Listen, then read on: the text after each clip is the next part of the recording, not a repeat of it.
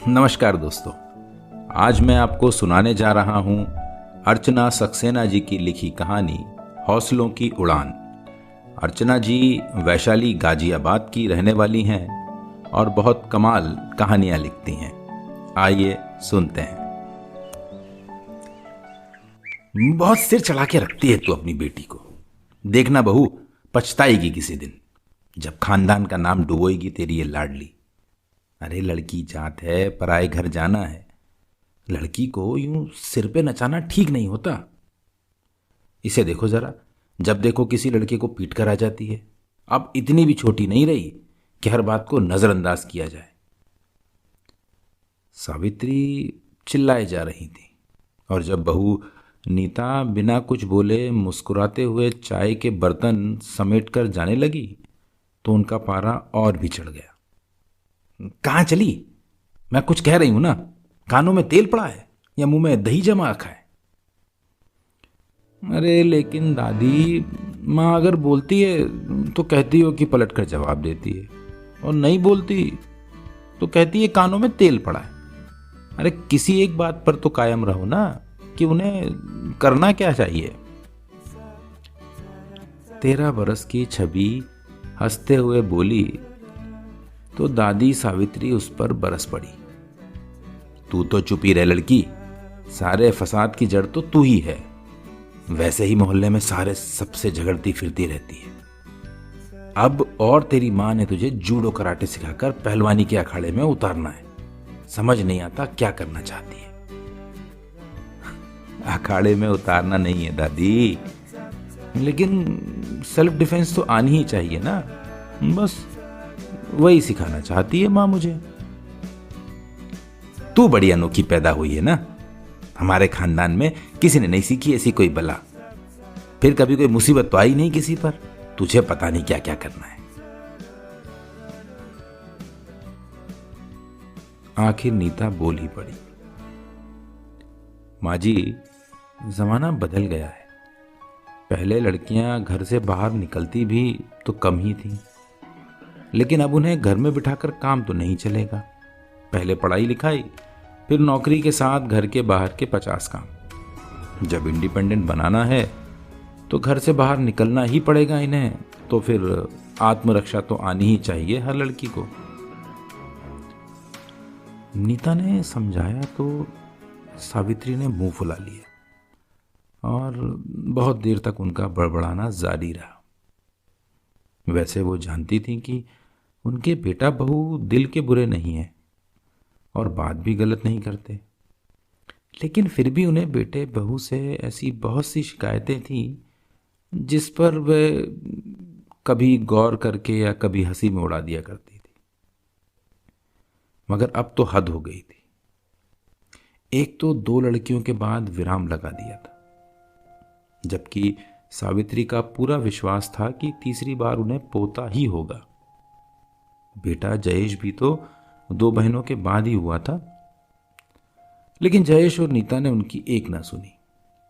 चलो नहीं सुनी ना सही, पर अब लड़कियों की लड़कों की तरह परवरिश करने की क्या जरूरत है। रावी छोटी है, पर यह छवि तो पूरे 13 साल की हो गई।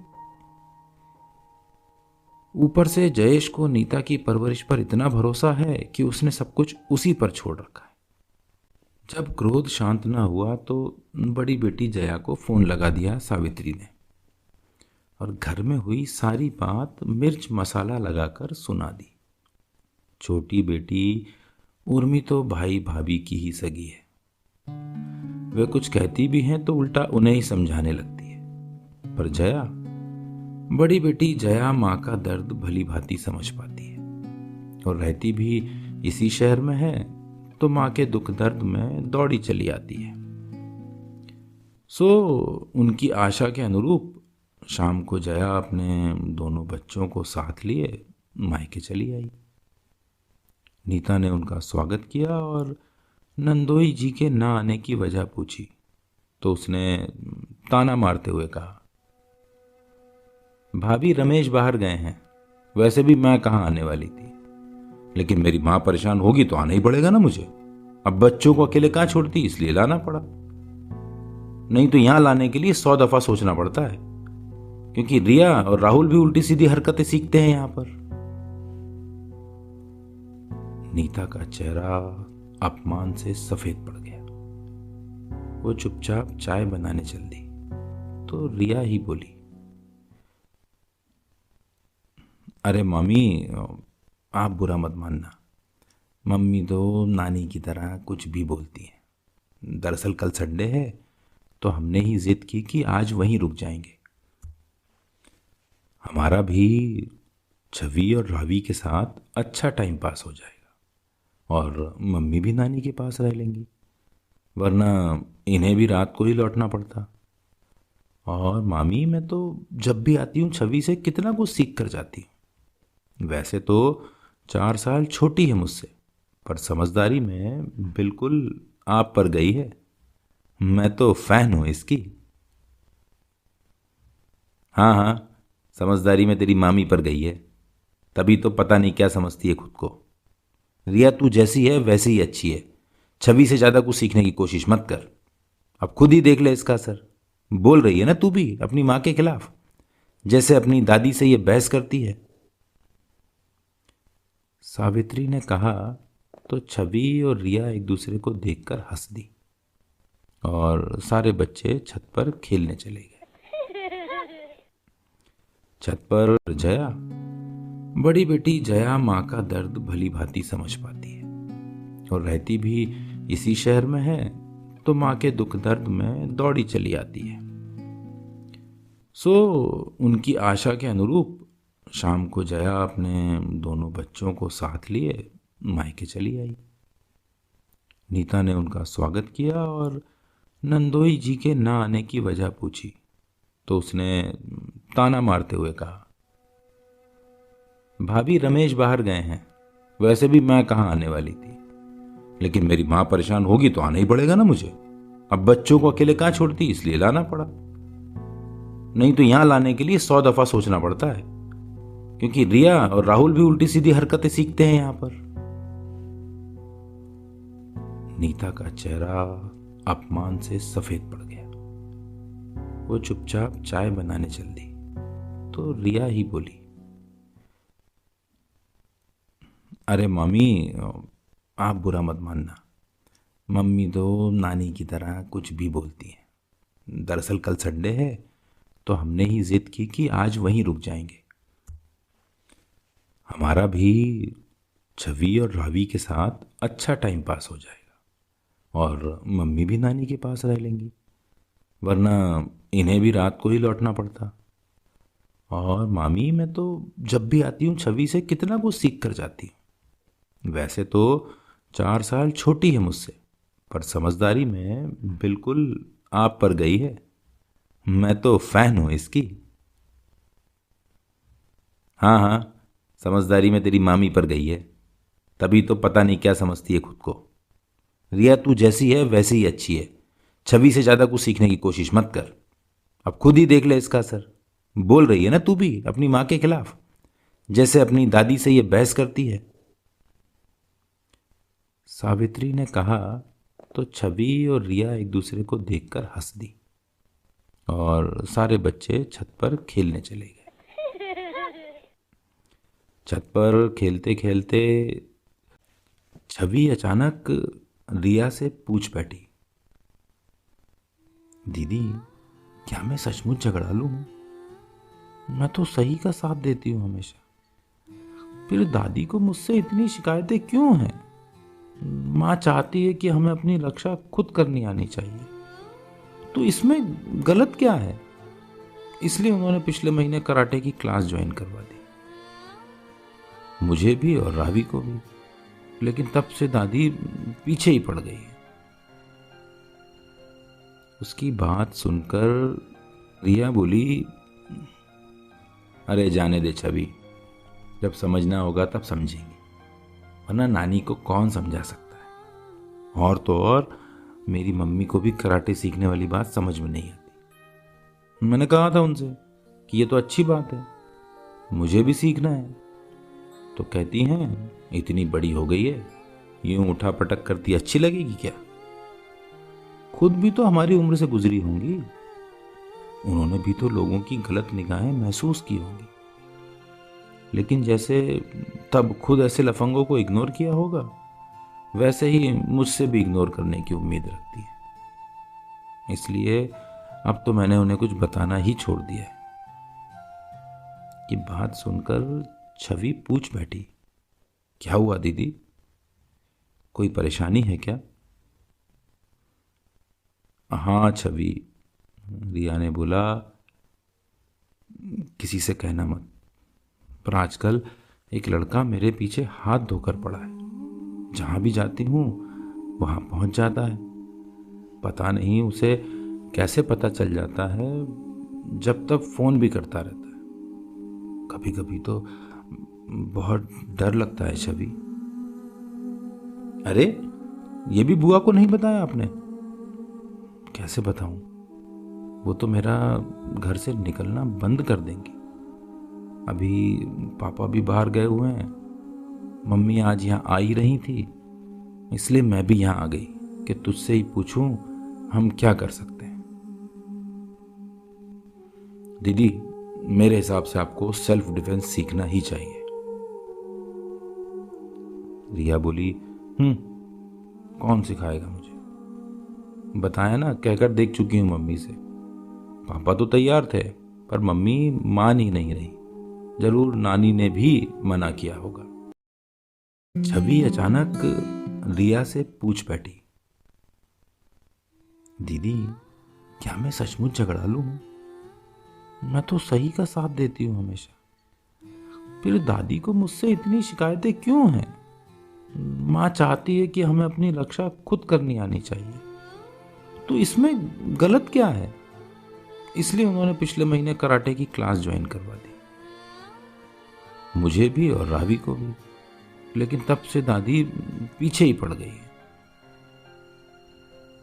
उसकी बात सुनकर रिया बोली, अरे जाने दे छवि, जब समझना होगा तब समझेंगे, वरना नानी को कौन समझा सकता है। और तो और मेरी मम्मी को भी कराटे सीखने वाली बात समझ में नहीं आती। मैंने कहा था उनसे कि ये तो अच्छी बात है, मुझे भी सीखना है, तो कहती हैं इतनी बड़ी हो गई है, यूं उठा पटक करती अच्छी लगेगी क्या?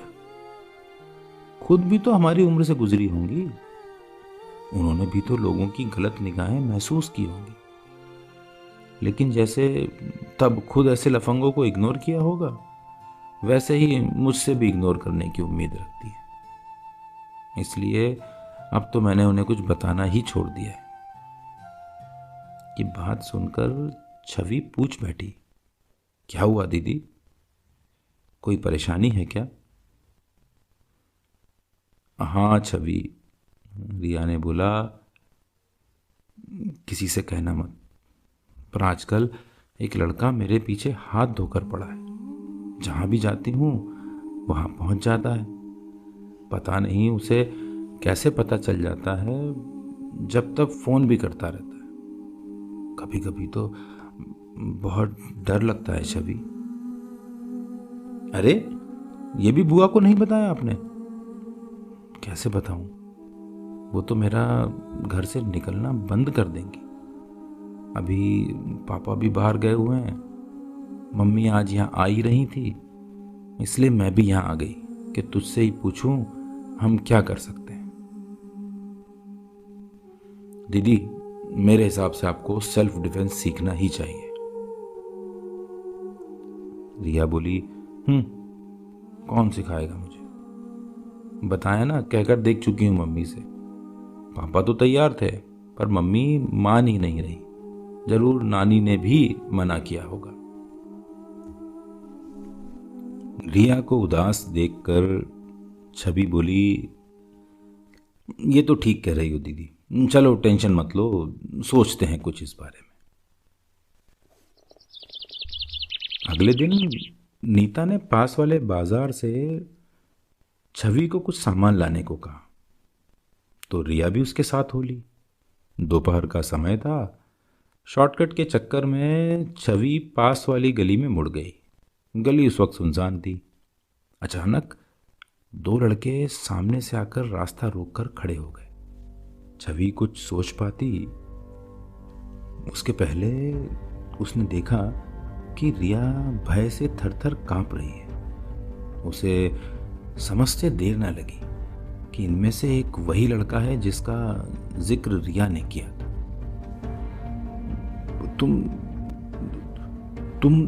तुम यहाँ? बड़ी मुश्किल से रिया बस इतना ही बोल पाई। हाँ, जहां तुम वहां मैं, और जहां तुम हो मुझे तो वहां होना ही चाहिए रिया। जब तक तुम हाँ नहीं कहोगी मैं तुम्हारे पीछे आता ही रहूंगा। तुम कहीं भी जाकर देख लो। वो लड़का बेशर्मी से बोला। दूसरा लड़का उसके पीछे चुपचाप खड़ा इधर उधर देख रहा था। उसका ध्यान इन लड़कियों पर ना होकर इस बात पर था कि गली में कोई आ तो नहीं रहा। छवि ने स्थिति का संपूर्ण जायजा लेने में पल भर भी नहीं लगाया और जेब से तुरंत मिर्ची वाला स्प्रे निकालकर पीछे वाले लड़के की आंखों में डाल दिया। छवि छोटी थी, इसलिए दोनों में से किसी भी लड़के को उससे ऐसी उम्मीद नहीं थी। पीछे वाला लड़का घबराकर कुछ कदम पीछे हो गया और अपनी आंखें मलने लगा। आगे वाले लड़के ने छवि से स्प्रे छीनने का प्रयास किया, लेकिन तब तक तो छवि ने घूमकर सीधे उसके चेहरे पर अपने दाहिने पैर को दे मारा।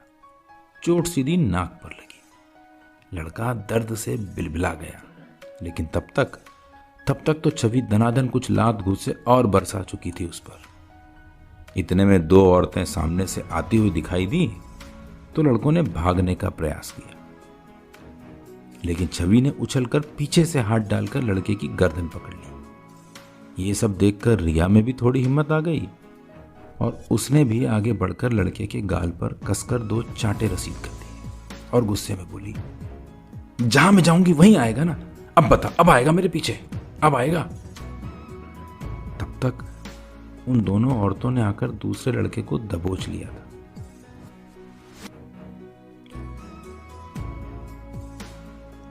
और वो औरतें छवि को जानती थी और उसे भरपूर शाबाशी दे रही थी। लड़के छोड़ने की गुहार लगा रहे थे, लेकिन वे सब उन्हें पकड़कर घर ले आए।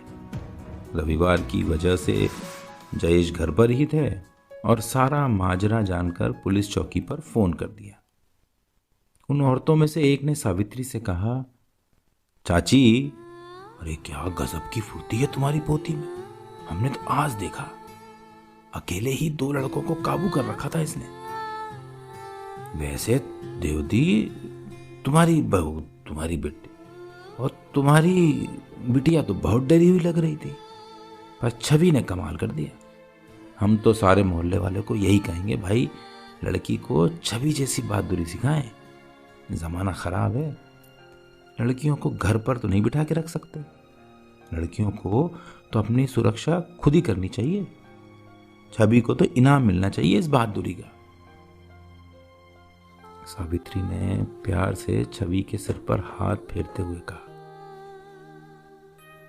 अरे बेटा, आज तो तूने खानदान की इज्जत मिट्टी में मिलने से बचा ली बिटिया। सचमुच तुझ पर गर्व हो रहा है मुझे। तू इतनी बहादुर है, मुझे पता ही नहीं था। पता कैसे होता दादी, मैं कुछ भी कहती करती हूँ, आप बस खानदान की इज्जत की ही बात करती हो। छवि ने गलत किया, खानदान की इज्जत मिट्टी में मिला दी। अरे दादी, खानदान से थोड़ा आगे भी आ जाओ ना। अब मैंने खानदान की इज्जत बढ़ाई या नहीं, पर मैं लड़कियों की इज्जत पर कोई आंच नहीं आने देना चाहती। बस इसीलिए कहती हूँ, हर लड़की को सेल्फ डिफेंस आना ही चाहिए। अरे तू एकदम ठीक कहती है रे छवि। अरे जया, कुछ दिन रिया को यहीं छोड़ दे छवि के पास। स्कूल तो यहां से भी जा सकती है। मुझे पता है सेल्फ डिफेंस तो कहीं पर भी सीख सकती है, पर इसके साथ इसे हौसले की उड़ान भरना भी तो सीखना है, जो छवि और नीता से अच्छा इसे कोई नहीं सिखा सकता। नीता ने अपनी छवि और रावी के दिलों में जो हौसला जगाया है वो वाकई काबिले तारीफ है।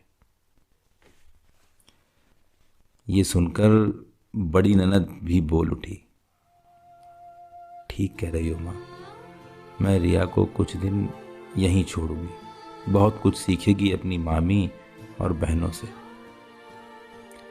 छवि ने गर्व से अपनी माँ की ओर देखा। आखिर वही तो थी जिसने सबके विरोध के बाद भी उसके हौसलों को पंख दिए और अपनी बेटियों को वो उम्मीद दी जिसकी वजह से ये उड़ान संभव हुई। बस इतना सा ही था आज का किस्सा।